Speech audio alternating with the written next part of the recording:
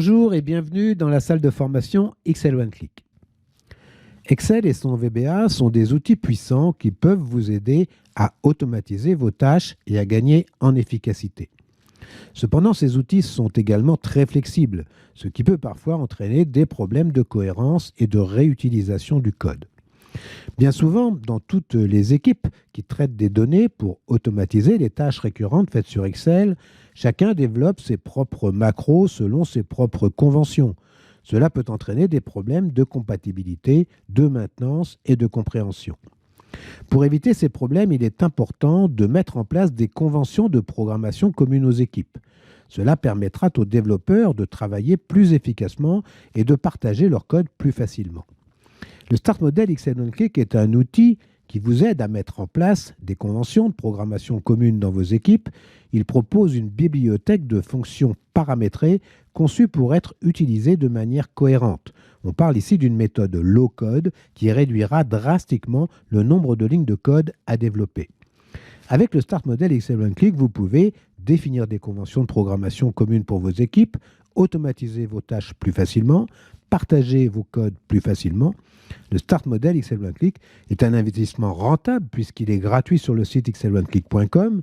Il vous aidera à améliorer l'efficacité et la productivité de vos équipes. Alors, dans une série d'épisodes intitulée Start Model Excel One Click, je vous propose d'apprendre à utiliser ce Start Model pour créer des applications VBA. Alors, ce Start Model Excel One Click est disponible gratuitement sur le site excelonclick.com. Je vous mets donc le lien dans la description.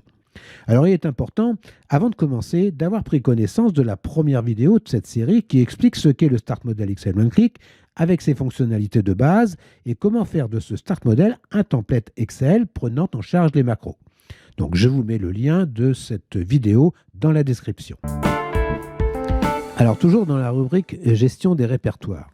Nous avons vu comment scruter les feuilles d'un fichier, les fichiers d'un répertoire, les répertoires et sous-répertoires d'un répertoire principal. Et bien, dans cette nouvelle vidéo, nous allons voir comment tester si des répertoires ou sous-répertoires existent et s'ils n'existent pas, comment les créer, et tout ça avec une seule petite fonction, c'est la fonction x1c test or create folder. Alors, je le rappelle, il faudra faire attention lorsque l'on souhaite scruter les fichiers d'un répertoire se trouvant dans OneDrive. L'adresse des fichiers et répertoires dans OneDrive sont des adresses distantes, commençant par HTTPS, et ces adresses sont synchronisées à partir d'adresses locales. La fonction x1c OneDrive Pass, que nous avons vue dans une vidéo précédente, va permettre de convertir ces adresses distantes en adresses locales. Alors, je vous mets dans la description le lien vers cette vidéo qui fait référence à cette fonction x1c OneDrive Pass. Rappelez-vous, dans la vidéo précédente, j'avais ajouté à notre répertoire Excel One Click, et vous en avez sans doute fait de même, un répertoire database. C'est un nom que j'utilise très régulièrement pour y placer tous les répertoires d'une application. Dans ce répertoire database, un sous-répertoire comptabilité. Alors, vous avez peut-être nommé ce sous-répertoire autrement. Dans ce sous-répertoire, j'ai placé des fichiers Excel possédant plusieurs feuilles de travail. Si vous m'avez suivi, vous y avez placé l'un de vos classeurs possédant plusieurs feuilles de travail. Nous allons voir comment créer dans le répertoire database un nouveau sous-répertoire que l'on va appeler vente. Alors, toujours dans notre projet VBA, Training X1C, et dans le module MD01 Training, déclarons une nouvelle procédure que nous allons appeler subtraining_test or create folder. Cette fonction va tester si des répertoires ou sous-répertoires existent et s'ils n'existent pas, elle va les créer. Cette fonction n'a que 3 arguments, dont un optionnel. Le premier, P à string, c'est le parent pass. Le deuxième, mfold à string, c'est le répertoire du parent pass. Le troisième, sfold à string, qui est un argument optionnel, c'est le sous-répertoire du parent pass. Donc, on va écrire pass égale thisworkbook.pass, myfolder égale database, donc le répertoire du parent pass, et mysubfolder égale vente, c'est le sous-répertoire que nous allons créer. Faisons appel à notre fonction en tapant comme l'on fait d'habitude quand on ne connaît pas le nom de la fonction. On va faire x1c et CTRL espace pour sélectionner la fonction x1c test or create folder. Faisons un espace pour faire apparaître le pop-up qui va nous aider à renseigner les arguments de la fonction.